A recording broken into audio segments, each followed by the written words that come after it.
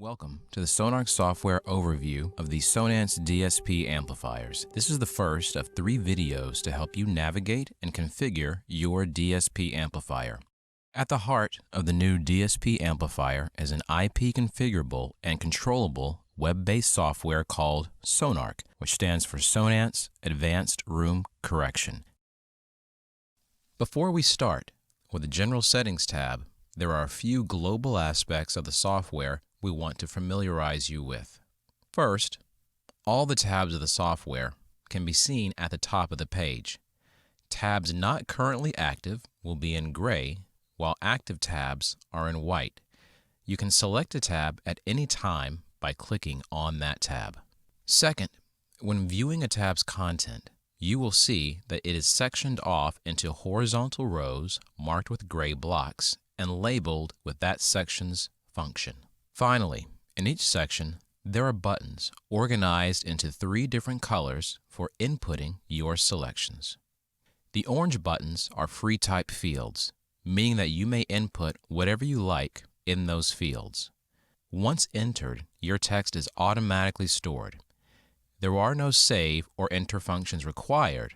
You can, however, go back and re-edit these fields if needed at any time during the setup or operation.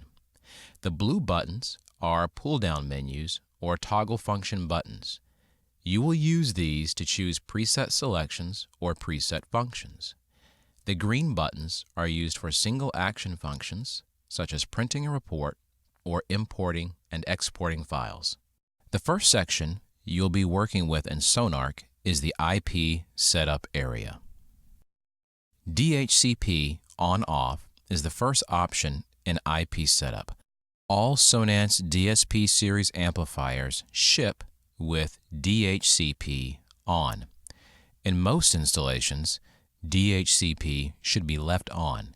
If you are controlling the DSP series amplifier using IP, then we suggest you turn DHCP off and use a static IP address. The second setting in the IP setup section is the IP address. When DHCP is on, the current IP address will be displayed. To change the IP address, DHCP must be set to off. When DHCP is turned off, the IP address the router assigned the amplifier will still be applied. The IP address is a good place to start since we know it is not being used by any other network device. If you wish to change the IP address, you should perform a scan of the network and only assign an unused IP within the range of your router. As a general rule, only change the last 3 digits of the IP address in the amplifier settings and only assign numbers between 1 and 254. Following the suggestion will minimize the chance of making the amplifier inaccessible. It is critical to type in the correct IP address. If the wrong IP address is typed in and the changes are accepted, the amplifier could become difficult to access, requiring additional software to discover what the IP address was changed to. Make changes to the IP setting only if you fully understand network setup. The third setting in the IP setup section is the IP Subnet Mask. This is an advanced network setup function. Under most circumstances, this field should not be edited. Making changes in this field should only be done by experienced network administrators. If you have any questions about DHCP, subnet masks, or networking in general, you may want to consult the network administrator on your project. To the right of the IP setup section is ID amp mode settings. In this area, you can toggle between on and off. This will flash the backlit power switch located on the front of the amplifier. This feature is a convenient way to identify the current amplifier being configured in a rack full of Sonance amplifiers. Once identification of the amplifier is complete, deselect the flash function and proceed down to the Backup Restore section. The Backup Restore section will take all of the input-output settings and all of the DSP settings and encapsulate them into one file, allowing transfer of those settings to another Sonance DSP amplifier. For dealers who consistently use a base settings file for all of your projects, this is an efficient way to transfer those settings across multiple amplifiers. To upload settings to the amplifier, click the green Restore button.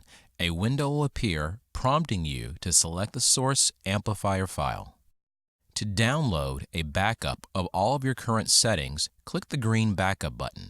Again, a window will appear prompting you to select a location and confirm saving the file.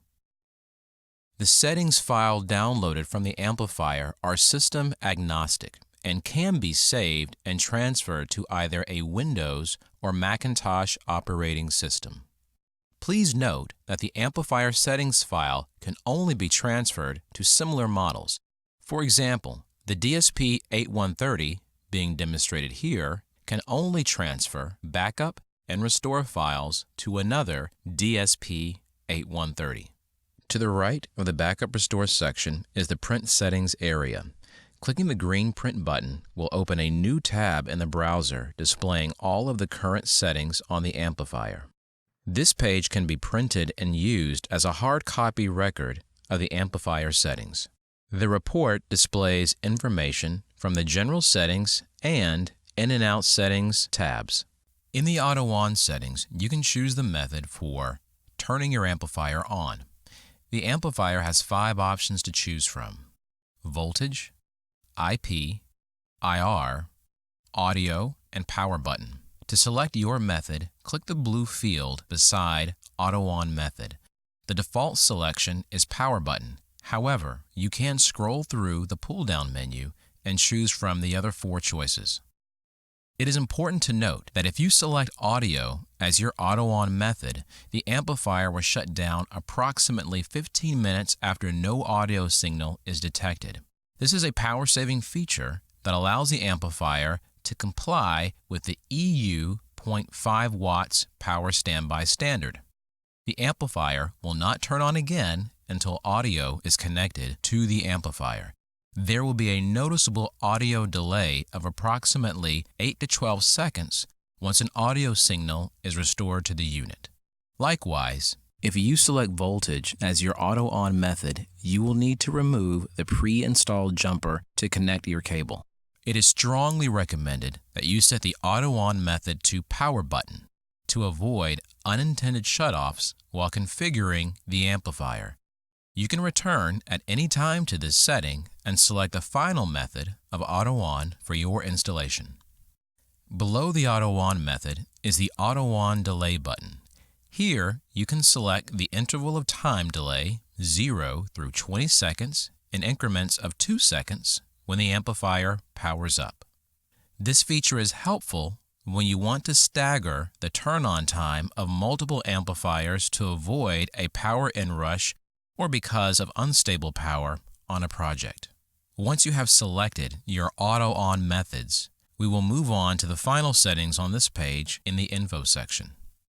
The Info or Information section is a free type section where you can enter in important details of your project from the amplifier name, amplifier model, customer name, dealer name, installer name, and installation date.